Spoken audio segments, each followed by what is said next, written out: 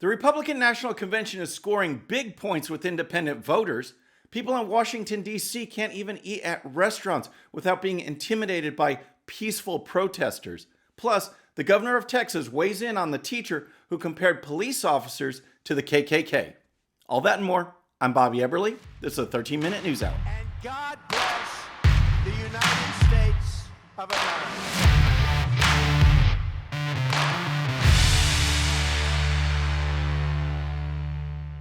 All right, friends, welcome to the show. Happy Wednesday. I hope you're having a great week. If you're new to the show, thank you so much for tuning in. We're going to start with the Republican National Convention because last week the Democrats had their turn. They had their days talking and speeches, and if you watched it like I did, you probably came away with the same feeling, and that is you want to jump off the roof. You want to jump out a window because it was so depressing. Their overall theme was just the badness of America. President Trump, bad. The country, bad. White people, super bad. That was their theme. And the American people are sick of it. They are sick of just the lockdowns, the fear. They're sick of the rioting and looting and vandalism. They're sick of this woke mob and cancel culture that the Democrats are embracing. That's their constituency. They are embracing this. None of the Democrats are speaking out on the violence. None of them are doing anything about it. And the Democrats missed a big opportunity, an important opportunity to get a message out to the American people that says, this is why I should vote for Joe Biden. They failed miserably.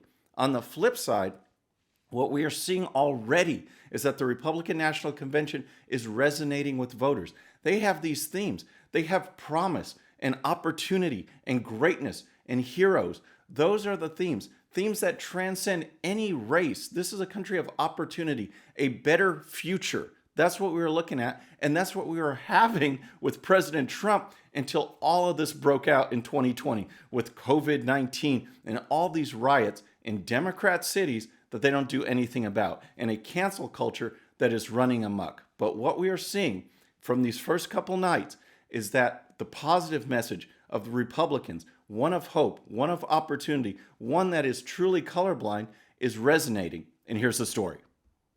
A group of independent voters were in lockstep with Republicans during the first night of the Republican National Convention, pollster Lee Carter told Fox and Friends on Tuesday. During her appearance on Fox and Friends with host Ainsley Earhardt, Carter said she thinks overall you saw independents really resonating with the messages that they heard.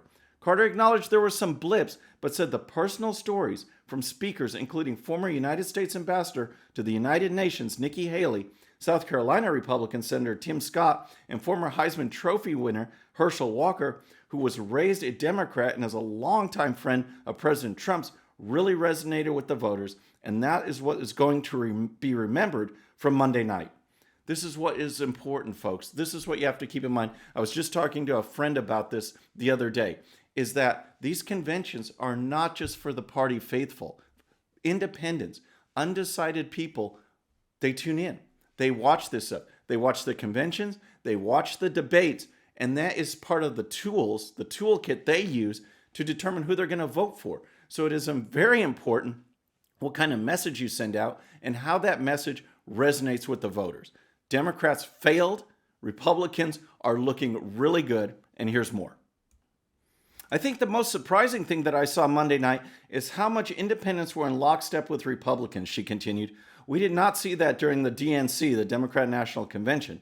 Republicans and independents acted very differently in response to that. But here, Monday night, we saw them right in step with the Republicans. So she pointed out some specific examples that I thought were really interesting. Take one, Hershel Walker's speech. All right, it was awesome, folks. And with this focus group, she's tracking Republicans, independents, Democrats. Republicans gave that speech an A. Independents, a B+.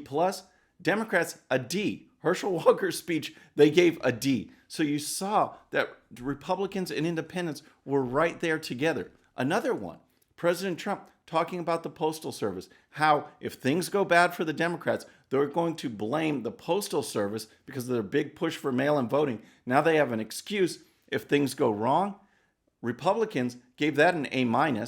Independents gave that a B. Democrats, you can guess, gave that an F. So even calling out the Democrats on issues that the American people are really thinking about, independents and Republicans were right there. And folks, people are, again, they are looking at this for information. CNN, C-SPAN, their live stream for the first nights of the convention, Democrats, 76,000 people tuned into C-SPAN's, so not MSNBC or Fox News or something very partisan, C-SPAN, 76,000 tuned in to the Democrats night one, to 440,000 for the Republicans on night one. They are interested in the positive message that the Republicans have to say, this message of hope, this message of opportunity that transcends race and color and socioeconomic background. That is the message that they are hearing, and it's the message of why I am a conservative. It was so good, and yet Democrats are just blasting the convention. Bette Midler came out with a tweet with Melania's speech last night, which I thought was great, her speech. Bette Midler said, this person can't even speak English. I'll put this tweet up there. She says, oh God, she still can't speak English. So she was blasted on that for sure. But again, the bitterness of the Democrats came out. Nick Sandmann, who had to go through hell over at the Lincoln Memorial, sued the media for their false portrayal of what happened there. He spoke. CNN blasted him as some snotty kid. They still don't learn their lessons, folks. They still make everything personal when we are talking about the issues. There's a reason not to vote for Joe Biden. We talk about that. These guys, the far left, it's personal attacks. It's you're a racist, you're a bigot, you're a snot-nosed kid. That's all they have. That message does not sell. It's just absolutely outrageous. All right, so next we're going to talk about what's going on with people just trying to go out to eat in Washington, D.C. But first, if you're new to the show or haven't subscribed yet, please subscribe. And when you do, please hit that bell so you'll be notified. We're making our push for 100,000 subscribers by Election Day. 100K by Election Day, and we can do it with your help. We need your help. So now we're going to talk about these peaceful protesters, so-called peaceful protesters in Washington, D.C., harassing people who are eating at restaurants, trying to make them, force them, join their protests, and won't leave them alone. And here's the story. Two videos appear to show protesters in Washington, D.C. harassing people eating at outdoor restaurants who are not raising their fists. Videos posted by Raw Media Monday and Tuesday portray two separate incidents in which protesters surround people eating at restaurants and yell into their faces. A video posted Monday shows a woman seated at a table wearing a mask, surrounded by protesters who chant, "White silence is violence," while they hold their fists high in the air. The woman remains seated and appears to say something to a man standing next to her, the video shows. So that's just crazy. So this is Monday. Here's the video from Raw Media on that Monday incident.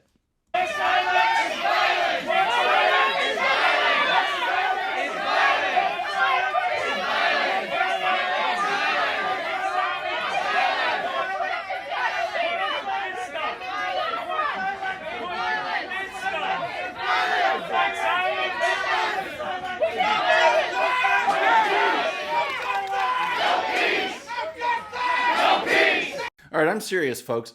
If President Trump's campaign wants some advice, all they need to do is take videos like this, throw on the campaign logo, and distribute it. Because this is one of the examples, and I'm going to get to others in today's show, of why the American people are so frustrated and why they will not turn to the Democrats and the far left. Who wants this? This should not be part of normal society where you go out to eat at a restaurant and you're hassled like this by people that don't even know what's going on. These left-wing hipster radicals have no idea what they're even doing. They're just out there protesting. It's sure not for racial justice because Black Lives Matter is based on bogus information. Their main goal is power and control, led by Marxists. We all know that. But these people join in the protests, have no idea what they're doing, and it turns off the American people. Here's another example.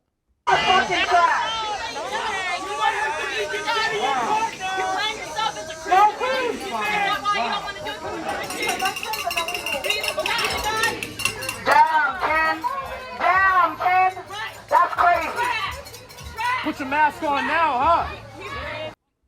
Pasty piece of shit. Look at it. White supremacy.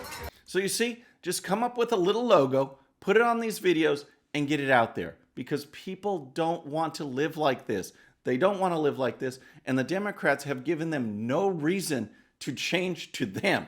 I mean, Baltimore, Detroit, Seattle, Portland, Chicago, these are the examples. This is the examples of Democrat leadership. Democrats can't run cities. Democrats can't run states. Yet their message is vote for Joe Biden so that Democrats could run the country. That is a message that is insane, and it's not going to sell. So there's one example from Washington, D.C., people just out there being hassled for no reason. American people don't want that. American people also don't buy into the defund the police movement. They support the police. We saw polls in a previous show that it doesn't matter which race, white, Hispanic, black, they want police patrolling their area, even more police patrolling so that they can keep their areas safe. That's how the American people actually feel. But you have these left-wing educators that try and push this narrative that the police are bad. And I covered this on Saturday's live show with the teacher in Texas having part of her assignment be this cartoon that describes and compares police officers to the KKK. The governor has now stepped in, and here's some background. An assignment given to students at a Texas school included a political cartoon comparing police officers to slave owners and KKK members, the Fort Worth Star-Telegram reported. The cartoon reportedly depicted 5 scenes, allegedly starting with a slave ship officer who was kneeling on a black man's neck and ending with a police officer kneeling on a black man's neck with text saying, "I can't breathe," the Star-Tribune reported. The assignment was reportedly given to social studies students at Cooper Junior High within the Wiley Independent School District to the north of Dallas, Texas. So can you believe this? The Fraternal Order of Police was outraged, absolutely outraged. They put out this tweet, and I'll put it up on the screen. Joe Gamaldi, who's the vice president of the Fraternal Order of Police, blasted Wiley Independent School District Superintendent for pushing disturbing material. I cannot begin to tell you how abhorrent and disturbing this comparison is. But what is more disturbing is that no adult within your school thought better before sending this assignment to children. So, according to the school district, that cartoon was actually part of an examination on political satire as they study the Bill of Rights. Give me a break. So, Governor Greg Abbott of Texas, he stepped in. He tweeted this. A teacher in a Texas public school comparing police officers to the KKK is beyond unacceptable. It's the opposite of what must be taught. The teacher should be fired. I'm asking the Texas Education Agency to investigate and take action.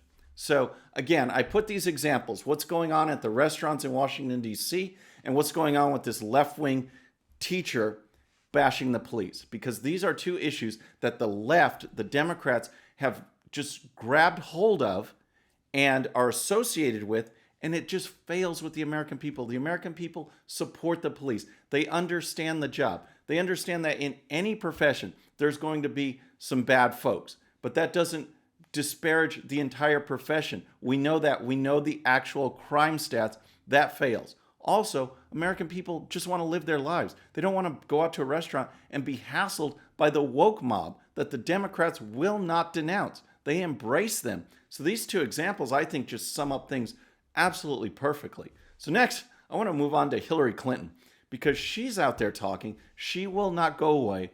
And she is perpetuating and has been perpetuating this idea, along with other Democrats, that President Trump won't accept the election results. He won't leave if the results turn out his way or don't turn out his way. Well, guess what? Now she's saying the same thing about Joe Biden, that he should actually fight and contest the results and not accept them. But that's what she was saying about President Trump. Remember this clip? Well, I think it is a fair point to raise as to whether or not, if he loses, he's going to go quietly or not. And we have to be ready for that. So that's what she was saying about President Trump. Now things are getting serious, and she's saying the same thing about Joe Biden. She says that he shouldn't accept the results. He should challenge it. He should draw things out, keep things going. And here's the story. Twice failed presidential candidate Hillary Clinton said that Democrat presidential nominee Joe Biden should not concede in the November election under any circumstances because of the Republican Party's attempts to mess up mail-in voting. During an interview on Showtime's The Circus, Mrs. Clinton said the election between President Trump and Mr. Biden will be a close one, and that Republicans will do everything they can to secure a narrow advantage in the Electoral College. I just love that. As if securing a narrow advantage in the Electoral College is somehow sinister, is somehow bad. That's how you win, folks. You secure an advantage in the Electoral College. That comment doesn't even make sense. And here's more of the story. We have to have our own teams of people to counter the force of intimidation that the Republicans and Trump are going to put outside polling places. This is a big organizational challenge, but at least we know more about what they're going to do. And Joe Biden should not concede under any circumstances, because I think this is going to drag out, and eventually I do believe he will win if we don't give an inch and if we are as focused and relentless as the other side is. It's just outrageous. She talks about dark forces trying to intimidate voters, suppress them, keep them from voting, actually intimidate them at the polls. This is what Hillary Clinton is talking about. It's insane, folks, and yet she's out there pushing this message. All right, that's our show for today. I hope you enjoyed it. Before you go, please subscribe, and when you do, please hit that bell so you'll be notified, and we'll see you next time. I'm Bobby Eberle. This is a 13-Minute News Hour.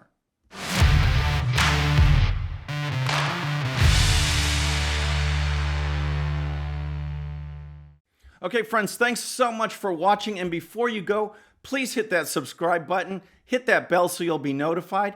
And here's a special video just for you so you can watch even more of the 13-Minute News Hour. And don't forget to check out GOPUSA.com for the best in conservative news and commentary. We'll see you next time.